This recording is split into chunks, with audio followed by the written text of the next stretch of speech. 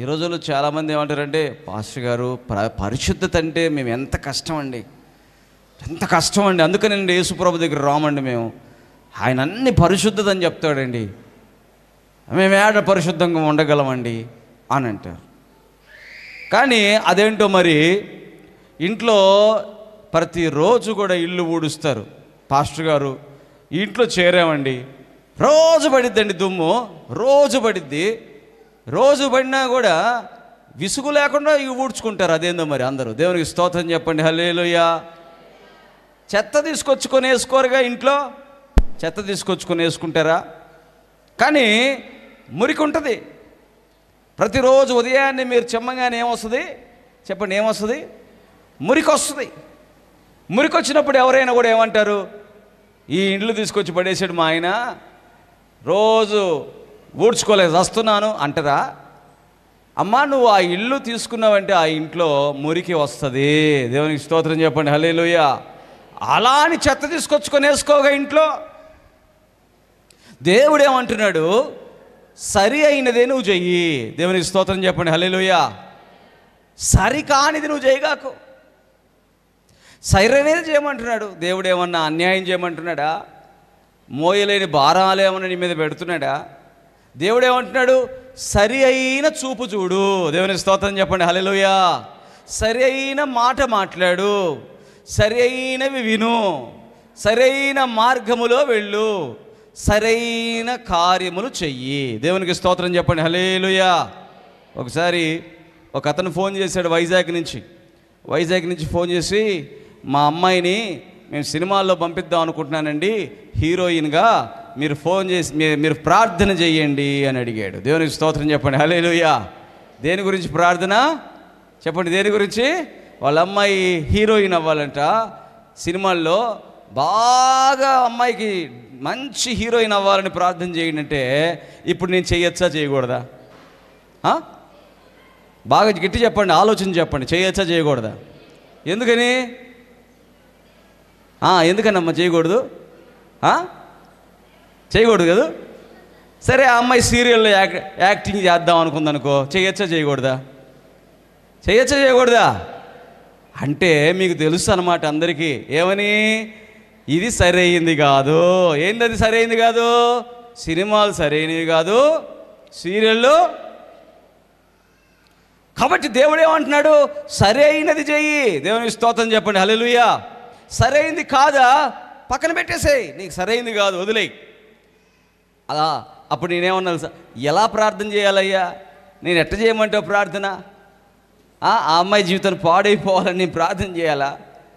ఆ అమ్మాయి జీవితాన్ని మరి ఆ సినిమాల్లో పడేసిన తర్వాత ఎంతోమంది ఆ అమ్మాయి వైపు చూసి వారు దేవుడికి దూరం అయిపోవాలని ప్రార్థన చేయాలా? అంటే పరిశుద్ధత అనేది ఎక్కడ ఉంది? పరిశుద్ధత అనేది ఎవరిలో ఉంది? చూడండి దేవుని బిడ్డలారా, యేసయ్యలో పరిశుద్ధత ఉంది. చప్పట్లు కొట్టండి గట్టిగా, దేవునికి స్తోత్రం, గట్టిగా కొట్టాలి, హల్లెలూయా. ఇప్పుడు చెప్పగానే మీరు, అబ్బా నేను ఇంకా మా పాస్టర్ గారు చెప్పారు, ఇక నేను ఇప్పుడు వెళ్ళి అసలుకి ఏది తప్పే చేయకూడదు అని నువ్వు అనుకోవడం మంచిదే. కానీ ఆ క్రమంలో ఆ మార్గంలో వెళ్తున్నప్పుడు ఖచ్చితంగా నీకు ఆటంకాలు వస్తాయి. ఖచ్చితంగా నీ ఇంట్లో మురికి పడినట్టుగానే నీ మీద కూడా రకరకాలైన శోధనలు వస్తాయి, కష్టాలు వస్తాయి. సరైనది చెయ్యాలంటే నీకు చేత కాదు, ఒక్కొక్కసారి చేయడానికి కూడా నీకు అంగీకరించదు. కానీ నువ్వు అప్పుడు యేసయ్యను గుర్తు చేసుకుంటే నువ్వు సరైనదే చేయడానికి నువ్వు ముందుకు కొనసాగుతావు. దేవునికి స్తోత్రం చెప్పండి, హల్లెలూయా. యేసయ్యను గుర్తు చేసుకుంటేనే నువ్వు సరైనది చేస్తావు. యేసయ్యకు ప్రార్థన చేస్తేనే నీ చూపును తిప్పుకుంటావు, హల్లెలూయా. ఒకసారి ఒక పొలిటికల్ పార్టీ లీడర్ మీటింగ్ వీటికి ప్రచారం చేయడానికి సినిమా యాక్టర్ ఒక అతను బాబు మోహన్ అని సినిమా యాక్టర్ హైదరాబాద్లో ఉన్నప్పుడు మేము ఉంటున్న వీధిలో వచ్చాడు. రాగానే మా చర్చిలో ఉన్న సంఘస్థులందరూ, ఒమ్మే బాబు మోహన్ వచ్చాడంటే పోదాంపా అని చెప్పి సంఘస్థులందరూ పోయారండి. దేవునికి స్తోత్రం. పోయి ఆయన వైపు నోరెళ్ళబెట్టి చూస్తూ ఉన్నారట. నేను అప్పుడే బైక్ వేసుకొని వస్తున్నా. వీళ్ళెవర్రా నాయన, మన చర్చికి వచ్చేవాళ్ళు కదా, ఏడున్నారు ఏందని చెప్పి చూస్తే అక్కడ ఆయన బాబు మోహన్ ఏం చేస్తున్నాడంటే, ఆ ఓటేయండి ఓటేయండి అంటే వీళ్ళేది అని చూస్తున్నారు. సరేలే వీళ్ళ పనిట్టో ఉందని చెప్పి నేను వెళ్ళిపోయాను. తర్వాత రోజు చర్చికి రాగానే అడిగా, ఏమ్మా నోరు ఎల్లబెట్టు చూస్తున్నారు, ఏం నీ కళ్ళు లాగా లేవా ఆయన కళ్ళు అన్న. ఆయన కళ్ళు కూడా మన కళ్ళేనండి అటు. మరి ఎందుకు వెళ్ళావమ్మా అంటే, ఎట్టుంటాడో చూద్దామని వెళ్ళానండి అంట. దేవునికి స్తోత్రం చెప్పండి, హల్లెలూయా. ఎట్లా ఉంది మనసు? ఈ మనసు లోపల ఎట్టుంది? ఏదో ఒక వింత, ఏదో ఒక ఆలోచన నీకు వినపడినప్పుడు దాని వెంట పరిగెడతావా? ఈ ఆలోచన నా యేసయ్యకి ఇష్టము అని దేవుణ్ణి అడిగి వెళతావా? దాని మీద ఆధారపడి ఉంటుంది నువ్వు బుద్ధిమంతుడువా బుద్ధిహీనుడువా అని. దేవునికి స్తోత్రం చెప్పండి, హల్లెలూయా. బుద్ధిహీనులైతే ఇసుక మీద తన ఇల్లు కట్టుకుంటారు. బుద్ధిహీనులైతే వాక్యాన్ని పక్కన పెట్టేసి వారు పరిగెట్టుకుంటూ వెళ్తారు. బుద్ధిమంతులైతే వాక్యాన్ని పట్టుకొని వాళ్ళు నడుస్తారు. దేవునికి స్తోత్రం చెప్పండి, హల్లెలూయా. పరిశుద్ధతే దేవుడి మందిరమునకు అనుకూలమైతే, పరిశుద్ధతే ఉండడం అనేది దేవుడి చిత్తమైతే, ప్రవర్తనలో పరిశుద్ధతే దేవుడి చిత్తమైతే, ఈరోజు నువ్వు దేవుడిని సంతోషపెట్టేవాడివి. చప్పడగొట్టండి గట్టిగా, దేవునికి స్తోత్రం గట్టి కొట్టాలా. నువ్వు దేవుని సంతోష పెట్టగలవా? దేవునికి స్తోత్రం, హల్లెలూయా. నిన్ను చూసినప్పుడు దేవుడు సంతోషపడతాడా? ఎప్పుడు పడతాడండి? మనము దేవుని చూసి సంతోషపడ్డం ఒకటైతే, మనల్ని చూసి దేవుడు సంతోషపడ్డాం. దేవునికి స్తోత్రం చెప్పండి, హల్లెలూయా. ఇక్కడ రెండు గుంపులు ఉన్నాయండి. ఒక గుంపు ఏంటి? మనము దేవుని చూసి సంతోషపడ్డాం. ఇది అందరూ చేస్తారు. కానీ మనల్ని చూసి దేవుడు సంతోషపడాలి. హల్లెలూయా. మనల్ని చూసి దేవుడు సంతోషపడాలి. నా బిడ్డ, ఈ బిడ్డ నా బిడ్డ. యోబును చూసి దేవుడు సంతోషపడ్డాడు. గట్టిగా చప్పట్లు కొట్టండి, గట్టిగా కొట్టాలి, హల్లెలూయా. యోబును చూసి దేవుడు సంతోషపడ్డాడు. యోబును పట్టుకొని చూసి దేవుడు సంతోషపడితే సాతాను వచ్చి దేవుడితో అంటున్నాడు, ఏమని? ఏంటి? అతన్ని నువ్వు కానీ ఒక్కసారి నీ చెయ్యి పక్కన పెడితే, నువ్వు కంచె వేసావు కదా, అతన్ని ఆశీర్వదిస్తున్నావు కదా, అతను ప్రార్థిస్తే నువ్వు ప్రతి ప్రార్థనకు జవాబిస్తున్నావు కదా, అతను ఏది చేస్తే అది నువ్వు ఇస్తున్నావు కదా, ఇప్పుడు నువ్వు చేయడం మానేయి, ఇప్పుడు నువ్వు చేయడం ఆపేయి. అప్పుడు కూడా నిన్ను యోబు సంతోషపెడతాడా? పరీక్షిద్దాం. ఏం చేయాలంట? పరీక్షిద్దాం. ఓరకనే నిన్నేమన్నా ఆరాధిస్తున్నాడా? నువ్వు ఇస్తున్నావు కాబట్టి దేవుడికి స్తుతిస్తున్నాడు. కానీ నువ్వు ఇవ్వకపోతే దూషిస్తాడేమో, ఒక్కసారి నాకు వదిలిపెట్టు అన్నాడు. సరే, సాతానుతో అంటున్నాడు దేవుడు, అతడి ప్రాణము తీయడానికి మాత్రం నీకు అధికారం ఇవ్వను, కానీ సరే శోధించు అన్నాడు. దేవునికి స్తోత్రం చెప్పండి, హల్లెలూయా. వచ్చేసాడు. రాగానే అతనికి ఉన్నటువంటి ఎకనామికల్ సిస్టమ్స్, అంటే ఫైనాన్షియల్గా ఆర్థికమైనటువంటి వనరులను బ్రేక్ చేశాడు. మొదట బ్రేక్ చేసింది ఏంటి చెప్పండి? ఆర్థికమైన. మీ జేబులో డబ్బులు లేకపోతే మీ మొహం చూడండి ఎట్టుంటుందో. ఎలా ఉంటుంది? నీరసగొట్టు మొహం వేసుకొని, అమ్మో నా దగ్గర డబ్బులు లేవే, ఇప్పుడు ఆ పెళ్ళికి నేనెట్ట వెళ్ళాలా, ఆ బంధువులు వస్తే వాళ్ళతో నేనెట్ట మాట్లాడాలా. డబ్బులు లేకపోతే మనిషి ఏమైపోతాడు? ఇక్కడ ఉన్న వాళ్ళు ఖచ్చితంగా వాళ్ళు ఏమైపోతారు? కృంగిపోతారు. దేవునికి స్తోత్రం చెప్పండి, హల్లెలూయా. సాతాను చేసే పని తెలుసా? మొదటిగా మన ఆర్థికమైనటువంటి సిస్టమ్స్ని, మనకి ఎక్కడైతే కష్టార్జితం ద్వారా పని వస్తుందో, డబ్బులు వస్తాయో, లేకపోతే మనకి ఎక్కడ వ్యాపారాలు ఉంటాయో, మనకి ఎక్కడ ఉద్యోగాలు ఉంటాయో, వాటిని బ్రేక్ చేస్తాడు. ఫస్ట్ బ్రేక్ చేస్తాడు. అంటే మనకు ఏ విధమైనటువంటి డబ్బులు వచ్చే సోర్సు ఉండదు. ఏం చేశాడంట? మొత్తం పశువులన్నిటినీ చంపేశాడంట యోబుకి. దేవునికి స్తోత్రం చెప్పండి, హల్లెలూయా. మొదట ఆస్తులు కూడా కొలగొట్టేశాడు. ఆస్తులు అంటే అతనుకున్న గిల్డింగ్లు మొత్తం కూలిపోయినాయి, ఆస్తులు కూడా పోయినాయి. 2, 3 అతనుకున్నటువంటి పిల్లలు కూడా చచ్చిపోయారు. దేవునికి స్తోత్రం చెప్పండి, హల్లెలూయా. కొంతమంది అంటారు ఏమని? రే నిన్ను చూసే బతుకుతున్నాను రా, రే అచ్చను నా పోలికే రా. అలా ఎమోషనల్, అంటే మానసికముగా కూడా యోబుని ఏం చేశాడు? మొత్తేయడం అంటే అర్థం ఏంటి? తన పిల్లల్ని కూడా తీసేసుకున్నాడు. చివరికి ఎక్కడికి వచ్చాడు తెలుసా? చెప్పండి, ఎక్కడికి? శరీరం మీదకి వచ్చాడు. శరీరం మీదకి వచ్చి శరీరం మీద ఉన్నటువంటి ఆరోగ్యాన్ని కూడా ఏం చేశాడు? తీసేశాడు. దేవుని బిడ్డలారా, ఇన్ని తీసేసిన తర్వాత భార్య వచ్చి అంటుంది ఏమని, ఇంకా ఎందుకయ్యా యథార్థతని విడిచిపెట్టకుండా ఉంటావు, ఇంకా ఎందుకయ్యా సరైనదే చెయ్యాలంటావు, ఇంకా ఎందుకయ్యా కరెక్ట్గానే ఉండాలంటావు, ఎప్పుడైనా దేవుణ్ణి దూషించు అంటుంది. దేవునికి స్తోత్రం చెప్పండి, హల్లెలూయా. యథార్థత అంటే ఏంటి తెలుసా? రైటియస్నెస్. యథార్థత అంటే కరెక్ట్ థింగ్. యథార్థత అంటే చేయగలిగిందే చేయటం. ఈరోజు ఎంతమంది యథార్థంగా మాట్లాడగలరు? ఈరోజు ఎంతమంది యథార్థంగా చూడగలరు? ఈరోజు ఎంతమంది యథార్థంగా ఆలోచించగలరు? యోబును చూసినప్పుడు దేవుడు సంతోషపడ్డాడు, ఎందుకంటే ఇతడు సరిగ్గా నడుస్తున్నాడు. దేవునికి స్తోత్రం చెప్పండి, హల్లెలూయా. భార్య వచ్చి అంటుంది, ఇప్పటికైనా నువ్వు యథార్థతను విడిచిపెట్టవా?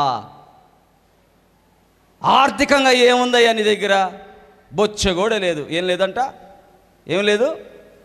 తినటానికి బొచ్చ కూడా, అడుక్కునేవాడికైనా ఏముంటుంది? బొచ్చి ఉంటుంది. ఈయనకి అది కూడా లేదు. నాన్న అని పిలిచే కొడుకున్నాడా? కూతురుందా? ఎందుకయ్యా? దేనికి? సరే, నువ్వేమైనా ఆరోగ్యంగా ఉన్నావా? కురుపులు ఒళ్ళంతా, చెల్ల పెంకు తీసుకొని గీక్కుంటున్నావు ఒళ్ళంతా. అసలు నీ బతుకెట్టుంది? మా ఆయన యోబు అని చెప్పుకుంటే మాకేమన్నా సంతోషం ఉండదా? ఏం సంతోషమయ్యా నిన్ను చూసి? బూడిదలో కూర్చొని గీక్కుంటా ఉన్నావు. ఎంత దుర్భరమైన స్థితి వచ్చింది నీకు అంటే యోబు ఎంత చక్కటి మాట మాట్లాడాడండి. దేవుడు ఇచ్చెను, దేవుడు తీసుకునేను. దేవునికి స్తోత్రం చెప్పండి, హల్లెలూయా. దేవుడిచ్చినప్పుడు నువ్వు సంతోషించావు కదా, దేవుడు తీసుకున్నప్పుడు నువ్వు సంతోషించవా? దేవునికి స్తోత్రం. యెహోవాకే స్తుతి కలుగును గాక. ఆమేన్. ఎప్పుడంట? దేవుడు అన్నీ తీసుకెళ్ళినా కూడా ఏమంటున్నాడు? దేవునికే స్తుతి కలుగును గాక. ఈరోజు ఎంత విశ్వాసం అంటే, నాకు దేవుడు ఇచ్చినప్పుడు స్తుతి కాదు, నా దగ్గర నుంచి దేవుడు తీసుకెళ్ళినప్పుడు కూడా స్తుతి. చప్పట్లు కొట్టండి గట్టిగా, గట్టి కొట్టాల. ఇది దేవుడికి ఆ వ్యక్తికి మధ్యలో ఉండే అనుబంధం అండి. దేవుని స్తోత్రం. ఇది అందరికీ రాదు. మొదటి మెట్టు ఏంటంటే, చాలామందికి అడగండి కావాలంటే, 25 ఏళ్ల దాకా పిల్లవాడు నాకేం మా నాన్న పెడతాడా అని చూస్తాడు. 25 ఏళ్ళ తర్వాత అతను సంపాదిస్తున్నప్పుడు ఏమనుకుంటాడు? నేను మా నాన్నకి ఏం పెట్టాలా, నేను ఏదైనా పెట్టాలా, నేను ఏదైనా చెయ్యాలా అని ఆలోచిస్తాడు. అంటే మొదటి మెట్టులో తండ్రి దగ్గర నుంచి ఆశించాడు, రెండో మెట్టులో తండ్రికి ఇష్టమైనది చెయ్యాలని కోరుకున్నాడు. చప్పడగొట్టని గట్టిగా, దేవునికి స్తోత్రం, గట్టిగా కొట్టాలా. తండ్రికి ఏం పెట్టగలవు? ఆయనకేం డబ్బులు ఇస్తే ఆయనకి సంతోషమా, లేకపోతే ఇంకోటి ఇస్తే కాదు, నా తండ్రికి ఇష్టమైంది నేను చేయాలి. హల్లెలూయా. వెతుకుతావు, నా తండ్రికి ఏది ఇష్టం అని అడుగుతావు. మా నాన్నకేమి ఇష్టం, మా అమ్మకేమి ఇష్టం? అమ్మా నువ్వు నాకేం పెడతావులే తల్లి, నా పేరు నిలబెట్టు అన్ననుకో, అమ్మో మా అమ్మ కోసం నేను పేరు నిలబెట్టాలి. ఆమె దేవునికి స్తోత్రం, హల్లెలూయా. చూడండి దేవుని బిడ్డలారా, ఎప్పుడు కూడా ఆ మాట జీవితాంతం గుర్తుంటుంది. మా అమ్మకి చెడ్డ పేరు తేకూడదు, మా అమ్మకి మంచి పేరు తేవాలి, మా అమ్మ సంతోషంగా ఉండాలంటే నేను మంచి పేరు తెచ్చిపెట్టాలి. అంటే మొదటి హాఫ్ ఎలా బతికావు? దేవుడు నాకేమి ఇస్తాడా అని బతికావు. అలానే బతుకుతారు ఎవరైనా. పిల్లలు ఏమనుకుంటారు? నాకు ఇవ్వాలి అంటాడు, నాకు బట్టలు కొని అంటాడు, నాకు చాక్లెట్లు కొని అంటాడు, నాకు సైకిల్ కొని అంటాడు, అన్నీ అంటాడు. కానీ ఒక వయసు వచ్చిన తర్వాత ఏమంటాడు? నాన్నకి ఏది ఇష్టమో నేను నాన్న కోసం బతుకుతానంటాడు. చప్పడ కొట్టండి గట్టిగా, దేవునికి స్తోత్రం, గట్టిగా కొట్టాలి. హల్లెలూయా. యోబు జీవితంలో ఏంటంటే, మొదట దేవుడు అన్నీ ఇచ్చాడు. కానీ రెండో మెట్టులోకి వచ్చి అన్నీ పోతున్నప్పుడు కూడా ఏమంటున్నాడు? దేవుడికి ఇష్టంగానే బతకాలి, దేవుడిని సంతోషపెట్టేటట్టు బతకాలి, పరిశుద్ధతను నేను విడిచిపెట్టను. చప్పడగొట్టండి గట్టిగా, గట్టి కొట్టాల. దేవునికి స్తోత్రం. మందిరమునకు అనుకూలం ఏంటి తెలుసా?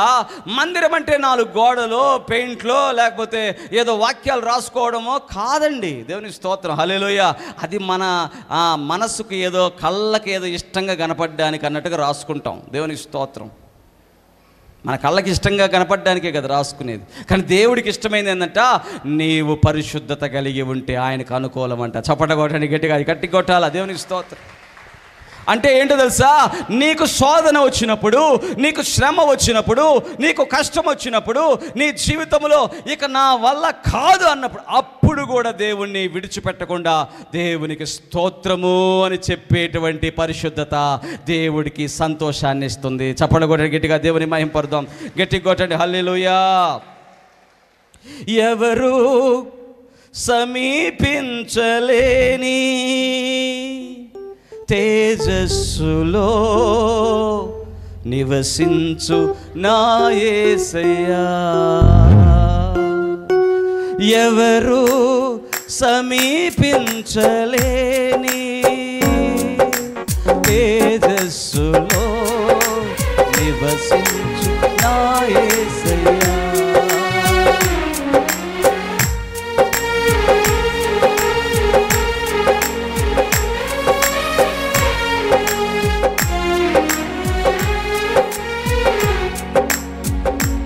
నీ మహిమను ధరించిన పరిశుద్ధుల్లో నా కంటబడగానే, నీ మహిమను ధరించిన పరిశుద్ధుల్లో నా కంటబడగానే, ఏ మౌదులో నేనే మౌదులో, ఏ మౌదులో నేనే మౌదులో, ఏ మౌదులో నేనే మౌదులో, ఏ మౌదులో నేనే మౌదులో, ఎవరు సమీపించలేని తేజస్సులో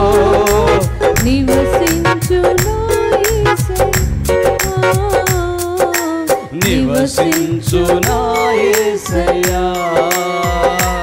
ఆమేన్. ఇప్పుడు ఏమంటారు యోబుని? పరిశుద్ధుడు. హల్లెలూయా. ఏమంటారు యోబుని? చెప్పండి, యోబుని ఏమంటారు? పరిశుద్ధుడు. దేవుని బిడ్డ, ఈరోజు ఇక్కడ కూర్చున్న వారు ఎవరైనా కూడా పాపాన్ని ప్రేమించేవారు పరిశుద్ధులు ఎట్లా అవుతారు? దేవునికి స్తోత్రం చెప్పండి. హల్లెలూయా. పాపాన్ని ప్రేమించేవాడు కాదు మన దేవుడు. చాలామంది ఇదే తప్పుగా మాట్లాడుతున్నారు. హత్య చేసిపోతే యేసయ్య క్షమిస్తాడా అంటాడు. హత్యని క్షమించడు. హత్య చేసిన వ్యక్తి పశ్చాత్తాపడి నేను సరిగ్గా బతుకుతా ప్రభువా అంటే ఆ వ్యక్తిని క్షమిస్తాడు. దేవునికి స్తోత్రం చెప్పండి. హల్లెలూయా. హత్య చేయమని చెప్పడు నా యేసయ్య. చప్పట కొట్టండి గట్టిగా, గట్టి కొట్టాల. దొంగతనం చేయమని చెప్పడు నా యేసయ్య. దొంగతనాలు చేసి అందరిని దోచుకుంటున్న వ్యక్తి ఇక ఈ దొంగతనాలు మానేస్తా ప్రభువా అని అడిగితే అతన్ని క్షమించి మంచిగా బ్రతకమని చెప్తాడు. అంటే ఇప్పుడు పాపాన్ని యేసయ్య ప్రేమించినట్ట, పాపాన్ని యేసయ్య ద్వేషించినట్ట చెప్పాలి. దొంగతనమును ఆ దొంగలో నుంచి తీసివేసిన వాడు, నరహంతకుణ్ణి అతనిలో నుంచి హత్యలు తీసివేసిన వాడు, వ్యభిచారిలో నుండి తన పాపమును తీసివేసిన వాడు పరిశుద్ధుడైన దేవుడు. చప్పట కొట్టండి గట్టిగా, గట్టి కొట్టాల. దేవునికి స్తోత్రం. ఈరోజు దేవుడు ఎవరు అంటే, దేవుడు పరిశుద్ధుడుగా ఉన్నాడు. ఏం చేస్తాడంటే ఆయన తన దగ్గరకు వచ్చిన వారిని పాపమును తీసివేసి పరిశుద్ధులుగా మార్చడానికి ఆయన సిద్ధపడుతున్నాడు, ప్రిపేర్ అవుతున్నాడు. మాలాంటి వాళ్ళని ఏర్పాటు చేస్తున్నాడు. మేము కూడా మా చేతులు దేవుడి కోసం సిద్ధంగా ఉంటా ఉన్నాయి. ఎక్కడ కూడా డబ్బులు దాచుకోవట్లా. దేవునికి స్తోత్రం చెప్పండి. హల్లెలూయా. కొంతమందికి చెప్పాలి కాదు చెప్తున్నానులేండి. నేనేం డబ్బులు దాచుకోవట్లేదు లేండి. దేవునికి స్తోత్రం చెప్పండి. అన్ని పరలోకంకి వెళ్ళిపోతున్నాయి. దేవునికి స్తోత్రం. హల్లెలూయా. పరిశుద్ధంగా నువ్వు ఎప్పుడైతే ఉంటావో నీకు అన్ని పరిశుద్ధమైపోతాయి. దేవునికి స్తోత్రం చెప్పండి. హల్లెలూయా. అన్ని పరిశుద్ధమే, అన్ని పవిత్రమైపోతాయి. కొన్నిసార్లు మందిరంలోకి వచ్చి కొంతమంది ఏం చేస్తారంటే ఆ మట్టి ఉందనుకో, అబ్బా అంత మట్టి ఉంది అబ్బా అబ్బా అంటుంటారు. ఒంటి మీద కూడా మట్టి ఉంటుంది. అప్పుడేమంటావు? అబ్బా అబ్బా అంటావా? ఒంటి మీద కూడా ఏముంటుంది చెప్పాలా? ఒక గంట లేట్ అయితే స్నానం ఏముంటుంది ఒంటి మీద? అంత మట్టే. పరిశుద్ధులకు ఎప్పుడు కూడా ఎలా ఉండాలంటే అంత పరిశుద్ధంగానే ఉండాలి. దేవుని స్తోత్రం కలుగునుగా. హల్లెలూయా. చూడండి, తీతుకు రాసిన పత్రిక 1వ అధ్యాయం 15వ వచనం. తీతుకు రాసిన పత్రిక 1:15. తీతుకు రాసిన పత్రిక 1:15.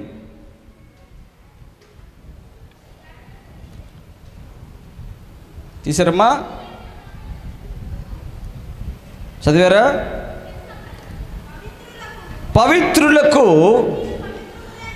అన్నీ పవిత్రములే గాని అపవిత్రులకు అవిశ్వాసులకు ఏది పవిత్రమైంది కాదు. వారి మనసును వారి మనస్సాక్షియు అపవిత్రపరచబడింది. పవిత్రత కలిగిన వారు, పరిశుద్ధత కలిగిన వారికి అంత పవిత్రమేనంట. దేవునికి స్తోత్రం చెప్పండి. హల్లెలూయా. అపవిత్రత కలిగిన వారు అవిశ్వాసుల కంట అంత అపవిత్రంగా ఉంటుందంట. ఏంద్రా ఇడు చీమిడి గార్చుకుంటున్నాడు, చిచ్చి దూరం కూర్చో అంటే అతను చీమిడి గార్చుకున్నాడు కాదు, వీడు అపవిత్రుడు కాబట్టి వీడికి అన్ని అపవిత్రంగా కనపడుతున్నాయి. దేవునికి స్తోత్రం చెప్పండి. హల్లెలూయా.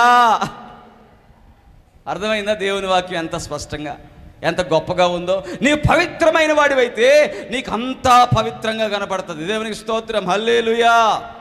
యేసు ప్రభు కంట కుష్ఠరోగిని చూసినప్పుడు ప్రజలందరూ కూడా దూరం వెళ్ళిపోతున్నారు. అయ్యో కుష్ఠరోగి కుష్ఠరోగి కుష్ఠరోగి అని దూరం వెళ్ళిపోతున్నారు. దూరం వెళ్ళిపోయారు లేదా? అతను దూరం పెట్టారా లేదా? యేసు ప్రభు దగ్గరికి వచ్చి మోకాళ్ళు ఉంటున్నాడు. ప్రభువా, నీకు ఇష్టమైతే నన్ను శుద్ధిని చేయ్యా అని వేడుకుంటున్నాడు. యేసుప్రభు ఎవరు చెప్పండి? ఇప్పుడు యేసుప్రభు ఎవరు? పరిశుద్ధుడు. యేసుప్రభు ఎవరండి? పరిశుద్ధుడు. కాబట్టి ఏమంటున్నాడు? నాకు ఇష్టమే, నువ్వు శుద్ధుడివి గమ్ము అని ముట్టుకున్నాడంట. దేవునికి స్తోత్రం చెప్పండి. హల్లెలూయా. మదర్ తెరీసా ఇండియాకు వచ్చి, మదర్ తెరీసా ఎక్కడికి వచ్చిందండి? ఇండియాకు వచ్చి కుష్ఠరోగుల్ని ముట్టుకుందంట. చప్పట్లు కొట్టండి గట్టిగా. గట్టిగా కొట్టాలా? గట్టిగా కొట్టాలి, గట్టిగా కొట్టాలండి. మాదిరి కుష్ఠరోగులు ఏం చేసింది? ముట్టుకుందంట. ఇప్పుడు యేసయ్య పరిశుద్ధుడు కాబట్టి ఆ వ్యక్తి కూడా పరిశుద్ధుడుగానే కనపడ్డాడు. దేవునికి స్తోత్రం చెప్పండి. హల్లెలూయా. మదర్ తెరీసా కూడా పరిశుద్ధురాలు కాబట్టి ఆమెకు కూడా కుష్ఠరోగులు కూడా పరిశుద్ధులుగానే కనపడ్డారు. దేవునికి స్తోత్రం. మరి నా గురించి కూడా చెప్పాలిగా, నా గురించి కూడా చెప్పాలిగా. కొంతమంది పిల్లల్ని తీసుకొస్తారు, కొంతమంది వ్యాధులతో వస్తారు.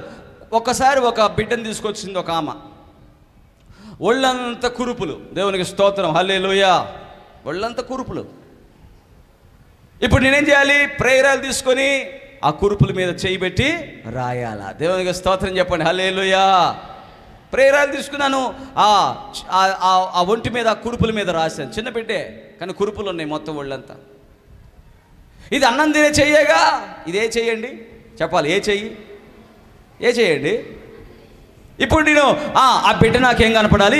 పరిశుద్ధంగా కనపడాలి. దేవునికి స్తోత్రం చెప్పండి. హల్లెలూయా. హల్లెలూయా. ఎప్పుడైతే దేవుని బిడ్డ యేసు ప్రభువుకి అతను పరిశుద్ధంగా కనపడ్డాడో, ఆ చెయ్యి చాపి ముట్టగా నాకు ఇష్టమే శుద్ధుడివి కమ్మనగానే అతడిలో ఉన్నటువంటి ఆ కుష్ఠము పారిపోయింది. చప్పట కొట్టని గట్టిగా. దేవునికి స్తోత్రం. గట్టిగా కొట్టాల. ఎప్పుడైతే నీ మాట, నీ చూపు పరిశుద్ధమైందై ఉంటుందో నీకు అన్ని పరిశుద్ధంగా కనపడతాయి. హల్లెలూయా. భర్తని నువ్వు పరిశుద్ధంగా ఎంచుకో ఫస్ట్. హల్లెలూయా. భార్యని పరిశుద్ధంగా ఎంచుకో. నిన్ను బట్టి నీ భార్య పరిశుద్ధురాలు అవుతుంది, నిన్ను బట్టి నీ భర్త పరిశుద్ధుడు అవుతాడు. దేవునికి స్తోత్రం చెప్పండి. హల్లెలూయా. వారిని బట్టి పిల్లలు కూడా పరిశుద్ధులు అవుతారని కొరింథీయులకు రాసిన పత్రికలో దేవుడు మాట్లాడాడు. చప్పడగొట్టని గట్టిగా. దేవునికి స్తోత్రం. నువ్వెప్పుడైతే పరిశుద్ధులుగా ఉంటావో నీ ఇంటి వారిని పరిశుద్ధులుగా చూస్తావు, నీ పక్కన ఉన్న వారిని పరిశుద్ధులుగా చూస్తావు, అందరినీ కూడా పరిశుద్ధులుగానే చూస్తావు. దేవునికి స్తోత్రం. హల్లెలూయా. నువ్వు పాపిష్టి దాన్ని బట్టి నువ్వు పాపిష్టి దాన్ని అని తిట్టుకుంటున్నారు ఇద్దరు చర్చికి వెళ్ళేవాళ్ళు. చర్చికి వెళ్ళేవాళ్ళు ఏం చేస్తున్నారు? ఇద్దరు చర్చికి వెళ్తున్నారు. ఇద్దరు చర్చికి వెళ్తున్నారు. నువ్వు నిద్రపోలా అంటే నువ్వు నిద్రపోలా అంటారు. నువ్వు ఇంట్లో మొన్న మీ ఆయన్ని తిట్లా అంటే నువ్వు తిట్లా మీ ఆయన్ని మొన్న. నువ్వు పాపిస్తుందానివే అంటే నువ్వు పాపిస్తుందని అంటున్నారు. కానీ బైబిల్ ఏమంటుంది? నువ్వు యేసు రక్తంలో కడగబడి పరిశుద్ధుడిగా చేయబడిన తర్వాత నీకు ఎవరైనా పరిశుద్ధులుగానే కనబడతారు. దేవునికి స్తోత్రం చెప్పండి, హల్లెలూయా. ఎందుకు కనపడతారు తెలుసా? వారిలో దేవుని ఆత్మ నివసిస్తుంది. దేవునికి స్తోత్రం చెప్పండి, హల్లెలూయా. అన్ని పరిశుద్ధంగా కనపడతాయి. అలా కనబడ్డానికే, అలా కనబడే వ్యక్తులుగా మార్చబడాలనే దేవుడు మనల్ని పిలిచాడు. దేవునికి స్తోత్రం. మన కన్ని చూపు ఎలా ఉంది మొదట? హల్లెలూయా. అసలు మన మాట ఎలా ఉంది? ఎదుటి వారికి ఇష్టమైన మాట. దేవునికి స్తోత్రం. ఎదుటి వారికి ఏ మాట చెప్పండి? ఏ మాట? ఇష్టమైన మాట. హల్లెలూయా. పవిత్రమైన మాట. ఆమేన్. పవిత్రమైన మాట. ఎప్పుడైతే ఆ మాట నీలో నుంచి వచ్చిందో నిజంగా అప్పుడు నువ్వేంటి? నిజముగా ఉపదేశములో ఉన్నావు. దేవునికి స్తోత్రం చెప్పండి, హల్లెలూయా. ఉపదేశం. ఏం ఉపదేశంలో ఉన్నావు? కొంతమంది అంటారు, ఉపదేశం లేదండి, ఆ చర్చికి వెళ్తే ఉపదేశం లేదండి, ఈ చర్చికి వెళ్తే ఉపదేశం ఉందండి, మా చర్చికేనండి రండి ఉపదేశం ఉంది. ఉపదేశం, అసలు ఉపదేశం అంటే ఏంటి? చూడండి ఒకసారి తిమోతికి రాసిన మొదటి పత్రిక 1వ అధ్యాయము 5వ వచనం చదవండి. తిమోతికి రాసిన మొదటి పత్రిక 1:5. ఉపదేశ సారము ఏదనగా పవిత్ర హృదయము నుండి, మంచి మనస్సాక్షి నుండి, నిష్కపటమైన విశ్వాసము నుండి కలుగు ప్రేమ. చప్పట కొట్టండి గట్టిగా. దేవునికి స్తోత్రం. గట్టిగా కొట్టాలి. హల్లెలూయా. నువ్వు ముందు దేవుణ్ణి ప్రేమిస్తే నువ్వు మనుషుల్ని ప్రేమిస్తావు. ఆమేన్. హల్లెలూయా. నువ్వు దేవుణ్ణి ప్రేమించావు అంటే నీ పవిత్రమైన హృదయము, నిష్కపటమైన విశ్వాసము, వీటిలో నుంచి ఏమొచ్చింది? ప్రేమ వచ్చింది బయటికి. హల్లెలూయా. ఈ ప్రేమ ఏం చేసింది? అన్నీ పవిత్రంగా కనపడతాయి. ఒకవేళ అసహించుకోవాలంటే యేసు ప్రభు కుష్ఠరోగిని ఏం చేయాలి? అసహించుకోవాలి. చిచ్చి భలేవాడివే, ఊరవతలబా, ఏం భలేవాడివే నువ్వు అనాలి. కానీ ఏమన్నాడు యేసు ప్రభు? నాకు ఇష్టమే అన్నాడు. హల్లెలూయా. ఈరోజు ఒక ప్లేట్లో పోయిన వారం తిన్నారండి, 6 ప్లేట్స్ ఉంటాయి. ఒక అతను వచ్చి నాకు సలహా ఇస్తున్నాడు. అన్నా అంత బాగుందన్నా, ఆ ప్లేట్లే బాగాలేదన్నా అన్నాడు. ఏమైందయ్యా అన్న? ఏమైంది? పోయిన వారం ఎవరో తింటారు, ఈ వారం మేము తినాలా? దాంట్లో ప్లాస్టిక్ పేపర్ ఇవి ఉంటాయి కదా, అవి తెచ్చి పెట్టకూడదా అన్నాడు. అంటే అతనికి ఏం చూశాడు? దాంట్లో అపవిత్రత చూశాడు. అంటే ఎక్కడ చెడిపోయింది? అతని మనసు చెడిపోయింది. దేవునికి స్తోత్రం. అతని మనస్సాక్షి అపవిత్రమైపోయింది. అదే మళ్ళీ అతనే ఇరానీ టీ షాప్ ఉంటుంది, ఇరానీ టీ కొట్టు. ఏ కొట్టు అండి? ఇరానీ టీ చాయ్ హోటల్స్ ఉంటాయి హైదరాబాద్లో. అక్కడ సాసరోను కప్పిస్తారు. దేవునికి స్తోత్రం. టీ పోషిస్తారు. లొట్టలేసుకుంటా ఆ టీ కప్పుని బాగా తాగి ఆగి ఇస్తే వాడు తీసుకుపోయి కడగను కూడా కడగడు. ఏం చేస్తాడు? ఆ మురికి నీళ్ళలాగా ఉంటాయి వాటిలో అట్లా ముంచి అట్లా తీసుకొస్తాడు. దేవుని స్తోత్రం. మళ్ళీ ఇంకొకరు పోషిస్తాడు. దాన్ని సోపేసి గడుగుతాడే. దేవుని స్తోత్రం. కడగడు. అక్కడ మాత్రం పవిత్రమే ఆ టీ కప్పు. ఎందుకంటే ఆ టీ కప్పులో ఉన్న చాయ్ నచ్చింది. దేవునికి స్తోత్రం చెప్పండి. హల్లెలూయా. టీ కప్పు నచ్చకపోయిన టీ కప్పులో ఛాయ్ నచ్చిందంట, అందుకని దాన్ని బాగా తాగాడు. ఈరోజు ఆశీర్వాద భోజనం అది. దేవునికి స్తోత్రం చెప్పండి. హల్లెలూయా. దేవుడి నామమును బట్టి ప్రజలు దీవించబడిన వారు వారు ఏం చేస్తున్నారు? వారు మంచి మనస్సాక్షితో, హృదయముతో వారు ఏం చేస్తున్నారు? దేవుడికి కానుక తీసుకొచ్చి ఇచ్చినప్పుడు అది అందరూ తీసుకొచ్చినవన్నీ కూడా కలిపి వండి అక్కడ పెడుతున్నారంటే అది నీ ఇంటి భోజనం కాదు, నా ఇంటి భోజనం కాదు, దేవుని ఇంటి భోజనం. చప్పట కొట్టండి గట్టిగా. గట్టిగా కొట్టాలి. హల్లెలూయా. దేవుని ఇంటి భోజనం అయినప్పుడు నీవు భోజనము చూసి పవిత్రతగా ఎంచాలా. దేవునికి స్తోత్రం చెప్పండి. హల్లెలూయా. ఎక్కడికైనా వెళ్ళండి, ఆ హోటల్కి వెళ్ళండి, ఓ ప్లేట్ పెడతాడు. బిర్యానీ హోటల్కి వెళ్ళండి, బిర్యానీ హోటల్కి ఏం చేస్తాడు? ఓ ప్లేట్ తీసుకొచ్చి పెడతాడు. అంతకుముందు తినలేదా వాళ్ళు? ఎవరు తిన్నారా లేదా? తిన్నదే తీసుకొచ్చి పెడతాడు. తింటారా లేదా? తింటారు. అడగకుండా మళ్ళీ టిప్పు కూడా ఇస్తారు. ఏం ఇస్తారు చెప్పండి? ఏమి ఇస్తారు? 10 రూపాయలు 20 రూపాయలు కాదు, 50 100 ఇస్తారు టిప్పు. బిర్యానీ హోటల్లో ప్లేట్లు తీసుకొచ్చి పెడితే కమ్మగా శుభ్రంగా, ఎందుకంటే బిర్యానీ నచ్చింది. బిర్యానీ నచ్చింది. ప్లేట్ నచ్చకపోయినా పర్లా, బిర్యానీ నచ్చిందిగా. లాగే అవతల పడేస్తారు.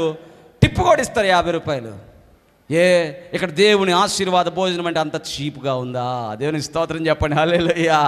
ఇక్కడ నీకు ప్లేట్ నచ్చలేదంటే ప్లేట్ కాదు, నీ మనసులో ఉన్నటువంటి మనస్సాక్షి అపవిత్రమైపోయింది. దేవుని ఆశీర్వాద భోజనాన్ని నువ్వు తక్కువగా ఎంచావు కాబట్టి నీకు అది నచ్చలా. నీ ముందు పెట్టింది నువ్వు సంతోషపడి తినాలా. దేవునికి స్తోత్రం చెప్పండి. హల్లెలూయా, హల్లెలూయా. ఒకవేళ నువ్వు నిజంగా అంత శుద్ధుడివైతే, అంత శుభ్రత ఉంటే, నిజంగా దేవుని పెట్టి అంత శుభ్రత ఉందా? దేవునికి స్తోత్రం. హల్లెలూయా. అంత శుభ్రత ఉందా? అంత శుభ్రత అసలు నేను ఎక్కడా కూడా ఏది కూడా అసలు శుభ్రంగా తింటానండి అనగలవా? దేవునికి స్తోత్రం. బయటికి వెళ్ళి హోటల్లో చూస్తే చెమట తీసి టేస్తుంటాడు, దోశలు తీసి వేస్తుంటాడు, అది తీసుకొచ్చి నీ ప్లేట్లు వేస్తాడు, నువ్వు లొట్టలు వేసుకుంటూ తింటావే. వెళ్ళి చూసిరా పో, వంటగదిలోకి వెళ్ళి ఎప్పుడైనా చూసిరా? ఫ్రెష్గా సెంటు కొట్టుకొని కూర్చుంటాడా అతను? ఏమన్నా కాదే. పవిత్రత నీ హృదయంలో రావాలి. అక్కడంతా పవిత్రంగా ఆలోచించావు కదా, హోటల్లో ఆలోచించో, టీ కొట్లలో ఆలోచించో, అన్ని చోట్ల ఆలోచించో. దేవుడి మందిరములో ఎందుకు పవిత్రంగా ఆలోచించట్లా? దేవునికి స్తోత్రం చెప్పండి. హల్లెలూయా, హల్లెలూయా. పరిశుద్ధులు ఎప్పుడు కూడా ఎటువంటి పరిస్థితులు వచ్చినా పరిశుద్ధంగానే ఆలోచిస్తారు. దేవునికి స్తోత్రం చెప్పండి. హల్లెలూయా. అందుకనే అంట యేసుప్రభు అంటున్నాడు మత్తయి సువార్త 11వ అధ్యాయము చూడండి ఒకసారి, 25వ వచనం నుంచి చదవండి. మత్తయి సువార్త 11వ అధ్యాయం. యేసు చెప్పినదేమనగా, అమ్మా 25, యేసు తండ్రి ఆకాశమునకును భూమికిని ప్రభువా, నీవు జ్ఞానులకును వివేకులకును ఈ సంగతులను మరుగు చేసి పసి బాలురులకు పరిచావని నిన్ను స్తుతించుచున్నాను. చప్పటబడి గట్టిగా దేవునికి మహిమ పలుకుదాం. ఎవరికి బయలుపరిచావయ్యా నువ్వు? ఎవరికయ్యా? పసిబాలురికి. హల్లెలూయా. ఏ పసిబాలురు వీళ్ళు? ఏ కల్మషం ఉండదు. పక్కనోడి ప్లేట్లో కూడా లాక్కొని తింటుంటారు. చూడండి మీరు కావాలంటే చిన్నపిల్లల్ని, రే ఏంద్రా నువ్వు ఒక్కడే తింటున్నావు, నాకు కూడా పెట్టకుండా అని చెప్పి లాక్కొని తింటుంటారు పసిబాలురు. దేవుని స్తోత్రం. యేసునందు విశ్వాసం ఉంచిన వారు చిన్న పిల్లల వంటి వారిగా మార్చబడాలి. చప్పడగొట్టండి గట్టిగా. దేవునికి స్తోత్రం. చిన్న పిల్లల వంటి వారిదే దేవుని రాజ్యం. చిన్న పిల్లల వంటి వారిగా మార్చబడకపోతే దేవుని రాజ్యంలో ప్రవేశించలేవు. చిన్నపిల్లల్లాగా మారిపోవాలి.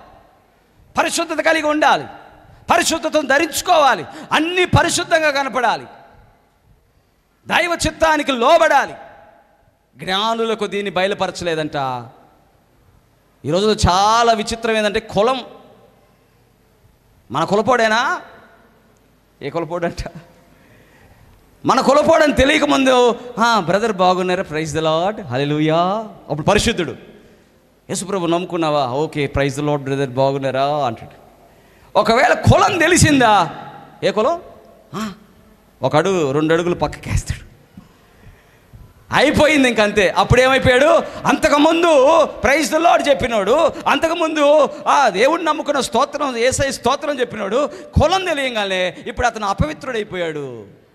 ఇప్పుడు చెప్పండి దేవుని బిడ్డారా, పరిశుద్ధుడు అయితే నీకు అన్నీ పరిశుద్ధంగా కనపడాలి. దేవునికి స్తోత్రం చెప్పండి. హల్లెలూయా. యేసు ప్రభుకు వ్యభిచారం చేత పట్టబడిన స్త్రీ కూడా, అమ్మా ఎవరు నీ మీద రాయేయలేదా? నేను కూడా నీ మీద రాయను, ఇక పాపం చేయగాకు అని ఆమెను ఎంతగా పరిశుద్ధత కోసం సిద్ధపరిచాడు. దేవునికి స్తోత్రం చెప్పండి. హల్లెలూయా. దేవుని నమ్ముకున్న దేవుని బిడ్డల మధ్యలో అపవిత్రత చోటు చేసుకోకూడదు. దేవునికి స్తోత్రం. హల్లెలూయా. కులాన్ని బట్టి, రంగును బట్టి, ఇంకా ఏదో నీట్నెస్ అనే దాన్ని బట్టి, హల్లెలూయా, నీవు అపవిత్రంగా ఎంచితే దేవుడు అంటున్నాడు అక్కడ కాదు అపవిత్రత ఉంది, నీ మనస్సాక్షిలోనే అపవిత్రత ఉంది అన్నాడు. దేవునికి స్తోత్రం చెప్పండి. హల్లెలూయా. ఈరోజు మందిరములో పరిశుద్ధత దేవుడికి అనుకూలమైనది. అలాగే దేవుడికి అనుకూలమైంది ఏంటంట, నీవు చిన్న బిడ్డలాగా నీవు ఎప్పుడైతే జీవిస్తావో ఆ దేవుడికి అనుకూలమైంది. ఈరోజు ఎలాంటి జీవితాన్ని జీవించడానికి ఇష్టపడుతున్నావు? సరైన మార్గము ఒకటి ఉంది, భిన్నమైన మార్గం ఇంకోటి ఉంది. సరైన మార్గంలో వెళ్తే గమ్యానికి వెళ్తావు, భిన్నమైన మార్గంలోకి వెళ్తే గచ్చపొదలు, గుంటలు, బోరద, భయంకరమైనటువంటి స్థితి ఉంటుంది. ఏ స్థితి కావాలి? ఈరోజు ప్రభు మనతో మాట్లాడుతున్నాడు. యథార్థముగా ఉండడానికి ఇష్టపడిన యోబు పోగొట్టుకున్న దానికి 2 తిరిగి మరలా పొందుకున్నాడు. చప్పడగొట్టండి, గట్టి కొట్టాలి. దేవునికి స్తోత్రం. అంటరాని వాడిగా పిలువబడినటువంటి కుష్ఠరోగి యేసు ప్రభు ముట్టుకున్న తర్వాత కంప్లీట్గా స్వస్థత పడ్డాడు. దేవునికి స్తోత్రం చెప్పండి. హల్లెలూయా. ఈరోజు దేవుని బిడ్డ, మనం ఎటువంటి విశ్వాసాన్ని కలిగి ఉందాం? మన విశ్వాసం యొక్క పునాదులు ఎక్కడ ఉన్నాయి? మన విశ్వాసం యొక్క పునాదులు మొదట దేవుణ్ణి అడుగుతున్నాం, ప్రభువా మాకు స్వస్థత ఇయ్యి, మాకు ఉద్యోగం ఇయ్యి, మాకు వివాహం చేయి, మాకు ఇది చేయి, అది చేయి అడుగుతాం. దేవుడు చేసిన తర్వాత 2వ స్టెప్ ఉంటుంది, దేవుణ్ణి సంతోషపెట్టే వ్యక్తిగా నువ్వు మార్చబడుదువుగాక. ఆమేన్, హల్లెలూయా. అట్టి కృప దేవుడు మనకు దయచేయును గాక. ఆమేన్. అందరం లేచి నిలబడదాం, ప్రార్థన చేసుకుందాం. అందరూ లేచి నిలబడదాం, ప్రార్థన చేసుకుందాం.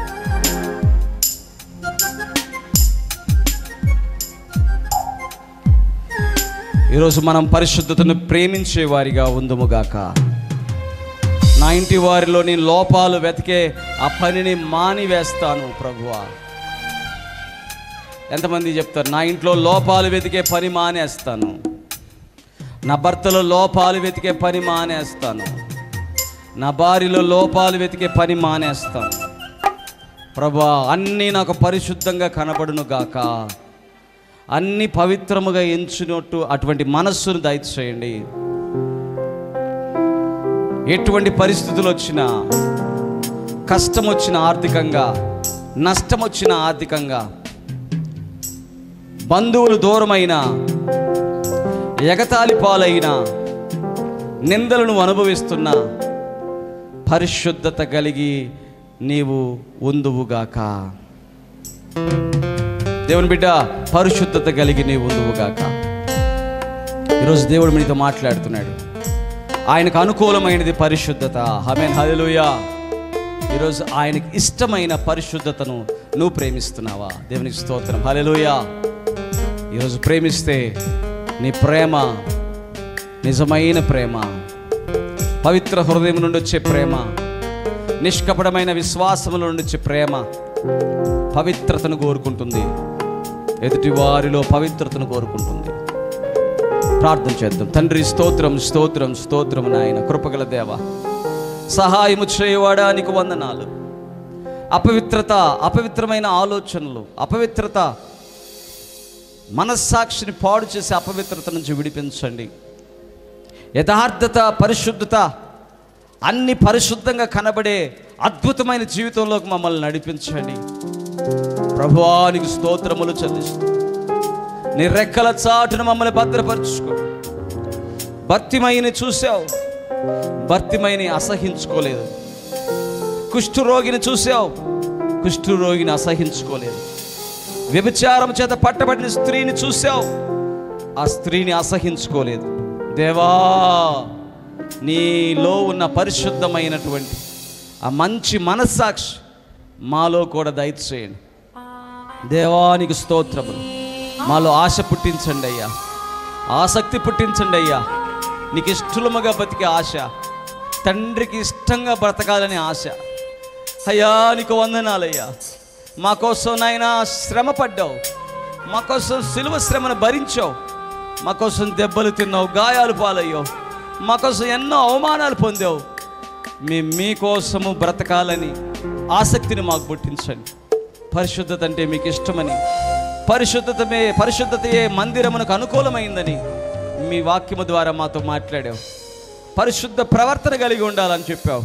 దేవా, మా జీవితాల్లో పరిశుద్ధతను కలిగించండి నాయన. మీకు ప్రార్థన చేస్తుండగానే మాలో లోపాలన్నీ సరిచేయండి అయ్యా.